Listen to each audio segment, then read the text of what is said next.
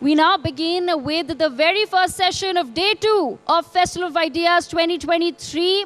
We're beginning with world-renowned Professor Walter K. Andersen, American academic and author. He's going to be speaking on RSS from the outside. This session will be moderated by Dr. Aishwarya Pandit Sharma, convener of Festival of Ideas. I request Walter K. Andersen and Dr. Pandit to please take their positions on the stage. Can we have a round of applause for Professor Walter K. Andersen? This is a session that, of course, many people, age no bar, have been looking forward to. So we will, in just a few moments, have a riveting conversation with Professor Walter Andersen on RSS from the outside. And this session, of course, like I said, is being moderated by Dr. Aishwarya Pandit Sharma, convener, Festival of Ideas. Dr. Sharma, over to you, ma'am. Hello, hello. Hello. Very warm welcome to you, Dr. Andersen, and thank you for taking out time for the event. You can't imagine, there's so many people who are very excited, and you can't imagine how many people have asked me what timing is the session. So there are a lot of people who will be watching you online as well as here. We're going to be talking about a very exciting topic, which is the RSS, and there could be no, I could not think of anyone better to discuss the RSS with someone who has worked extensively and written two very detailed and highly well-researched books on the RSS. It's an organization which has huge impact on our politics ever since its inception. It has been a topic of debate and discussion because a large part of it remains mysterious, misunderstood. I think we'll, through the course of our session, try and unpack the RSS for our audience and try to understand the organization. Over to you, if you could give us a brief overview of the RSS and what encouraged you to work on a topic. Thank you. Yeah. Well, it's my privilege to be here at what is a great moment for India, with the moon landing and the international coverage of that, and also an economy which is the fastest growing of the major economies. I was just saying, I wish I was 30 years younger, so I could be working on what is a country that's on the way up, both domestically as well as internationally. Thank you for inviting me to talk about this and to mention my books on the RSS. I'll say a little bit more about that in a few minutes. I actually got involved in working on the RSS in a somewhat accidental way. I was at the University of Chicago preparing a dissertation topic, and I was thinking of doing a study of how young people get involved in politics. My advisors, Lloyd and Suzanne Rudolph, and many of you have probably read their books, said to me, why don't you do something on the RSS? They had just interviewed Gowalkar. He did not give many interviews to foreigners, but he did give it to them because he had read their books as well. And they said, we can probably get arrangements for you to see Gowalkar, which they did, in a matter of fact.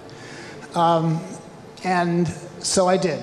And out of that dissertation came a book, The Brotherhood in Saffron. If you want to buy a copy of it, you can go to Bari Brothers right down the road. They have a copy. And in fact, they'll be autographed. Every time I go there, he has me sign the various copies of the books that are there. But we have another book that came out later, but I'll talk about that in a few minutes. One thing I had to do, because there was so little written on the RSS up to that point, and comparatively little now that's objective about, I mean, you can see books which are all praise, but more which are kind of negative, but there are a few which are quite good. And so I had to sort of dig to find out, you know, what this organization was all about. One name that kept coming up was KB Hedgewar, the founder. He was in many ways a fascinating person. He came from a family of Hindu priests. They were Telugu Brahmins in the very ethnically plural city of Nagpur, where you had various languages spoken on the street. It was a kind of small Delhi of its time for central India. And he was motivated to get involved in politics by Mr. Munjay, who was a Congress politician in Maharashtra, the central provinces. And he went to Calcutta to study medicine, where he studied Western medicine in Calcutta. But perhaps more important for his future career, he also got involved with some of the revolutionary societies in Calcutta and became enthusiastic about doing something. When he got back to Nagpur, there was some communal problems in Nagpur. Then there was the efforts to address the issue of independence. All of them, he felt the Hindu community had not done well in responding to these challenges that it had. And what was the problem? And it was a problem that he and later the RSS would focus on, and that was a division in the Hindu community, divisions caused by caste. Some of the divisions are inbuilt about the hierarchy that you have in the caste, but you have divisions of language, you have divisions of economic opportunity. He felt that what we needed to do is to create a more united Hindu community, and until that happened, you are not likely to get a serious movement of independence. But one thing more was needed that didn't exist, and that was an organization to train young men in leading a movement for the uplift and independence of India, hence the RSS. It was founded in 1925 on Vijay Dashmi Day, which incidentally, keep that day in mind because every year on that day, the head of the RSS gives the major policy speech. So if you're interested in RSS policy, read Vijay Dashmi speeches. They're vetted by everybody in the organization, and they're carefully thought out, and they're policy-oriented. And these days, more policy-oriented, because I'll say in a few minutes, the RSS has become more policy-directed than it was in the past, and so speaks out on those issues. So, Hedgewar was the founding member. He set the program for the RSS, the domestic program, which was a combination of calisthenics, because he felt you needed a healthy body, as well as stories of the heroes of Hinduism, because you needed a pride, he argued, and what Hinduism was all about. He was also very much influenced by two thinkers, one Italian and one Indian. The Italian thinker was Giovanni Mazzini, who lived in the 19th century, who argued what you needed was an Italy that could combine, because it was a series of small states, and Italians who could think of themselves as Italians. And so he defined in that book what he felt to be Italian was all about and why you needed a united Italy. Savarkar, I'm almost reluctant to say anything about Savarkar. You have the world's authority on Savarkar, who is about to speak here, and his book is in the back, or his two books, but I'll say it anyway. Savarkar was a great influence on Hedgewar and other RSS thinkers as well. He really developed the idea of Hindutva. Now, someone has asked me, and I'm sure people here think, that what does Hindutva mean? I just read in the newspaper that another political party has adopted Hindutva as one of its planks in the coming election, which is unusual, I think, but nonetheless, there it is. Read the newspaper, you'll see it on page 2. So what does Hindutva mean? We must, in interviewing people for the books on the RSS, we would ask them, what does Hindutva mean? We must have gotten 200 different definitions of what it means. And I'd be curious to see what the people in this other party felt Hindutva means. But Savarkar was very explicit what he meant. It had to do with this body of land that is South Asia, contemporary India and Pakistan, Nepal, and probably into Central Asia. And it was unifying Hindus. What does it, and that's been a major objective of both Hedgewar and subsequently the RSS. What do you need to do to create a more united community?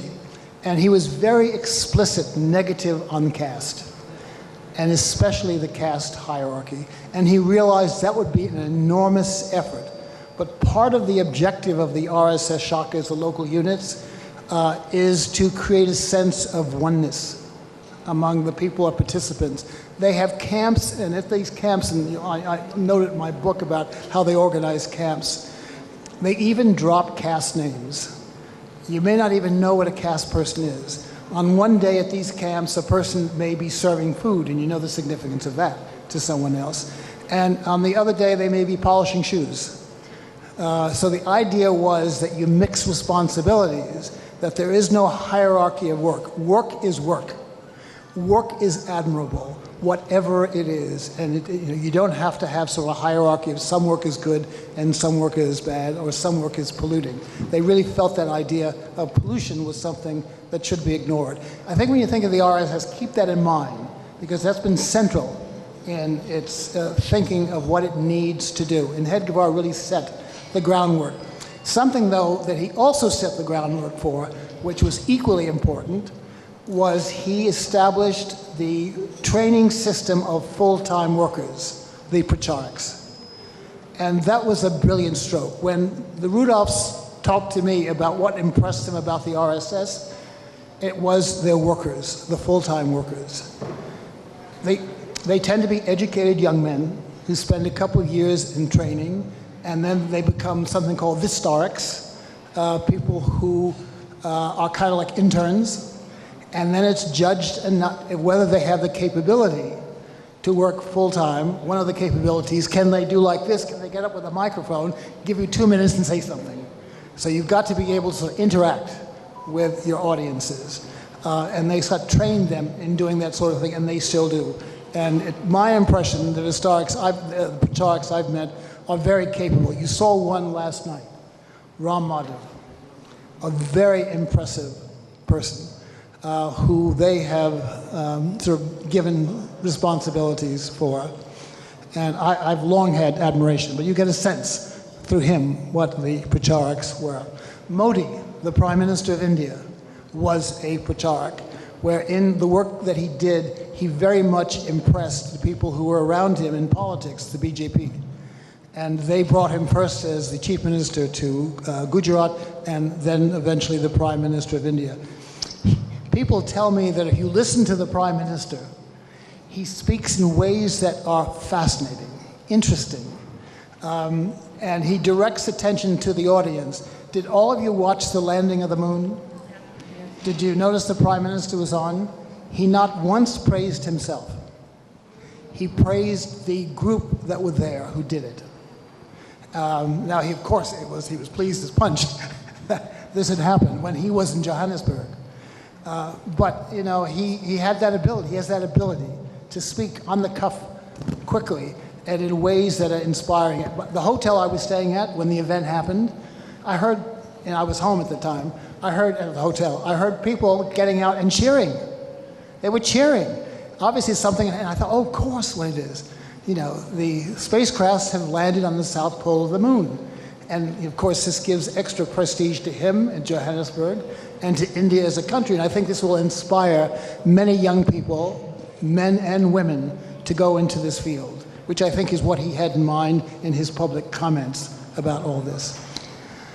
Well, Hedgevar, in the late 30s, realized the world was headed in a time of trouble. And he selected a very unusual person to succeed him.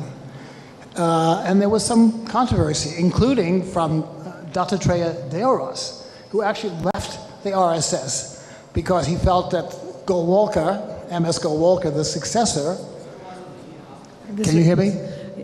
You have to hold it like I have to hold it close. Okay. Is this okay? Okay? This way. This way? Yeah. Can anybody hear me?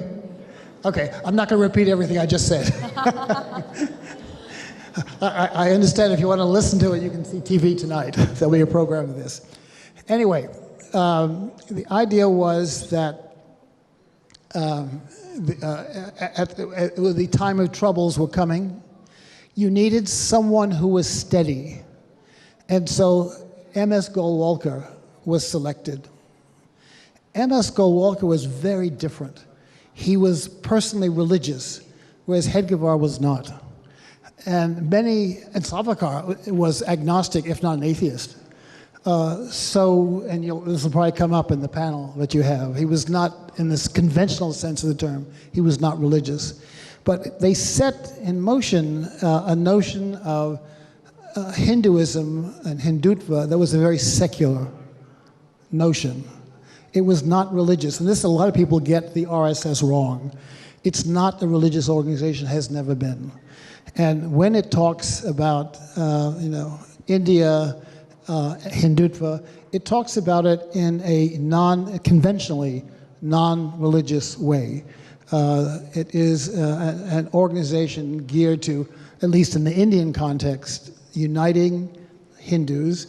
It now accepts Muslims and Christians, but I'll talk about that in a second.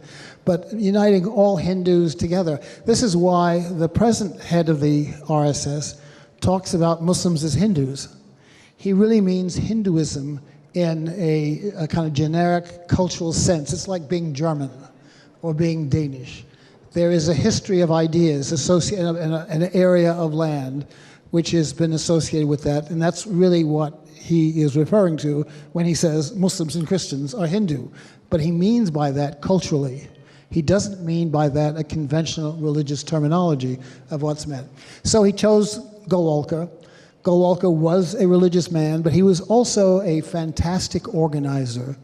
And he realized that the RSS would need somebody in these time of troubles to help organize the group. And I had a sense of that myself. As I mentioned, the Rudolphs, and some of you in the audience may know about the RSS. Eknath Ranade, the name, he was head of the RSS in this area when I was at Delhi University. And I would go over to meet him every month or so, and we'd talk about philosophy, something we both had an interest in. One day he said to me, "Would you like to meet Golwalkar?" Of course, I would like to meet Golwalkar. I'll arrange it. And sure enough, someone from the university who was an RSS member came to me one day and said, on this day, at this hour, someone's going to come pick you up, take you to Delhi train station, put you on the train, and send you to Mumbai. I did that. It was at 6 o'clock in the morning. I distinctly remember. I had to be ready at 5 as I waited for this person to come at 6 to take me to the train station to get on the train. At Mumbai, a person who later worked closely with me, Sridhar Damle, went with me to Nagpur. And we stayed and we met, and then we were taken to the home of the labor leader of the RSS affiliate. And then we went to see Golwalkar, who was, as I must say, very gracious. I had heard Golwalkar could be very curt and direct. And in a sense he was, but I had come from an academic background. I was accustomed to academics who were both curt and frank, and he was both. I'll never forget one of my meetings, I quoted something incorrectly to him. He stopped for a minute, looked at a colleague, he said, "Is that right?" What he just said. And he said, "Get me the book." And then he quoted from the book, which was not right, when I had missed a key point. But that was the kind of man he was. He was frank, and he was concerned about the organization. I had breakfast and lunch with him every day in the time we were there. During that time, he didn't waste his time. What's this? He would eat quickly and then use the time to confer about the organization. Who is there? Is that person doing well? I could see why Hedgevar chose him. He was concerned about maintaining the organization which he had, in a sense, inherited. And in the RSS, the Sarsanghchalak has actually considerable authority, but he has to manage it in a way and why he needs a good general secretary.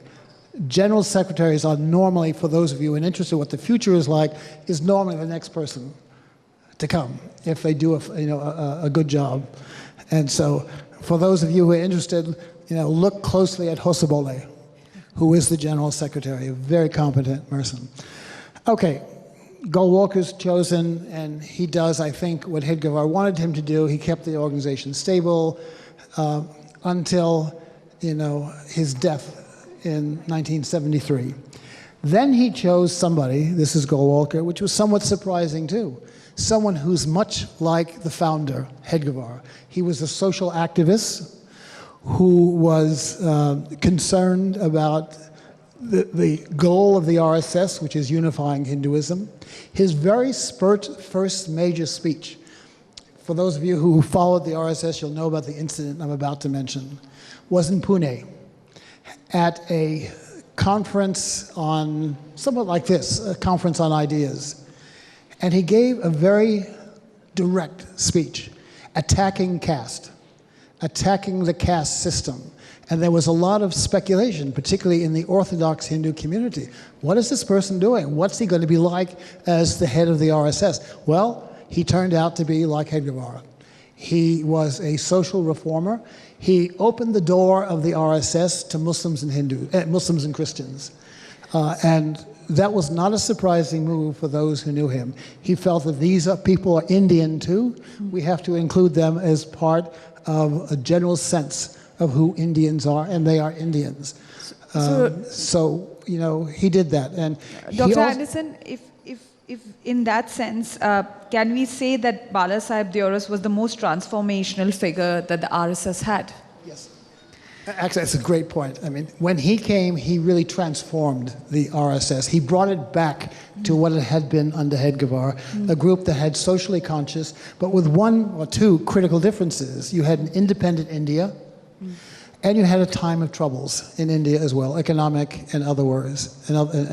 So what he did is he pushed the affiliated organizations, and these are critical. The affiliated organizations of the RSS is the public face of the RSS. It's the BJP is an affiliated organization. The current prime minister is a former Pracharak who got into politics. You have India's largest student group, the Vidyarthi Parishad, is affiliated with them. Its largest labor union, the Mazdoor Sangh, is affiliated with them. And you have about 100 others. And they go into all parts of Indian society. In my view, this is the real strength of the RSS. Now, all of these organizations are also autonomous, which is also a strength of the RSS. And because the RSS has grown so much over the particular last 20 years, it now has 3.5, 4 million members, and the affiliated groups have several times that number. Open to Hindus, obviously, and Christians, Muslims, anybody can now join these organizations as well as the RSS. So in that sense, the RSS is often misunderstood than understood in the sense it's more, there's internal debate, there's discussion, it doesn't work like a block. There's a greater discussion that is happening internally within the organization, which many people don't know about. So has that played a role in the evolution of the RSS to what we see today?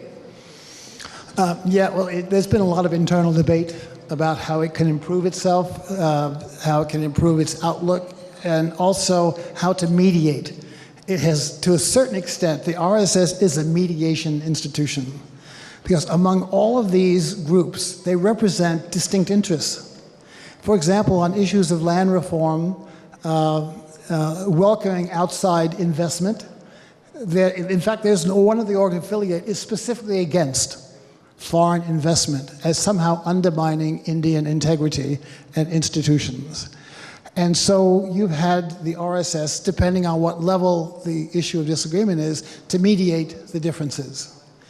And as it's grown, the RSS has also moved out from its original social base, which was largely Brahmin.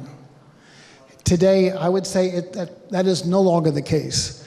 It made a major, look at the Prime Minister, who is not a Brahmin, who was involved in the RSS at an early age from his small town. And real effort was made to push the boundaries, the social boundaries of the RSS.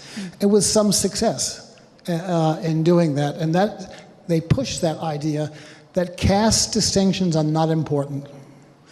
In fact, in the Indian context, they should be ignored.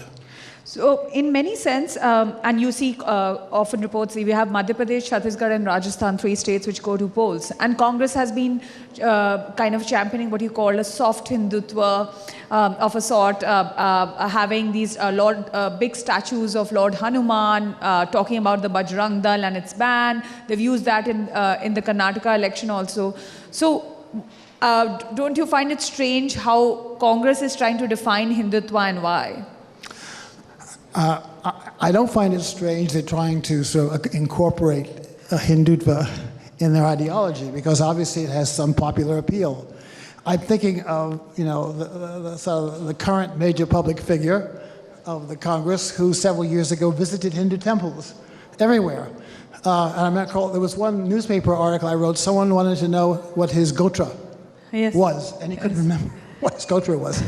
Somebody had to remind him what his gotra was, because as you know, you go to a temple and often the priest will ask you what your gotra is. So no, I wasn't surprised that they incorporate. They have to be careful how they use it though, because you don't want to appear as if you're taking sides. For example, sides against Muslims or sides against Christians. Particularly, an effort is being made by the RSS to sort of reach out to Christians and Muslims. In fact, there is one of the affiliated groups which is specifically directed at Muslims. So you have to be careful how you handle the issue. We're running out of time. I have the last question. What do you think is the reason responsible largely for the ignorance of the RSS and its function? It's about time that people really try to understand the organization and what it stands for. I think you have to look at the affiliated groups, because it's the affiliated groups which are the public face, and it's the affiliated groups that interact with society. The RSS, for example, has a relationship with the largest system of private schools in India. The whole issue of education is very important today in India. What do you include in education so that Indians are trained for this rapid economic growth that's taking place? And so they're debating that issue too. But with the added idea is we have to keep in mind our culture, that people are not ashamed of our culture, and people, in fact, are proud of what we've achieved. And it's not just a few days ago landing on the moon. There have been many other achievements in this culture as well, so that they are aware of that, proud of it, you know, that I think becomes the sense of what they're trying to do. Thank you, Dr. Andersen, for speaking to us. We've really run out of time there, but you've really opened up the scene for debate and the next round that we're going to have, which opens up important figures which have been ignored, like Savarkar, like Golwalkar. We've not been understanding the role of the RSS and many other affiliates of it. So I think you've shed a light and left much room for debate in the forthcoming sessions. Thank you. Thank you, Lois. By the way, stay for the following. You have the man who is the expert on Savarkar who is about to speak. No one else is as well informed as he is. Thank you. Well, thank you so much, Dr. Pandit, for that session, and also Professor Walter K. Andersen for gracing Festival of Ideas with your presence. You've, of course, set the bar very high for day 2 of Festival of Ideas, and our request, Mrs. Pooja Sharma Gupta, VP of Marketing, to present Professor Walter K. Andersen with a token of our appreciation. A huge round of applause, please. I also request Dr. Aishwarya Pandit Sharma to present a memento from the Festival of Ideas to Professor Walter K. Andersen. Thank you so much, sir, for that absolutely lovely session on RSS from the outside.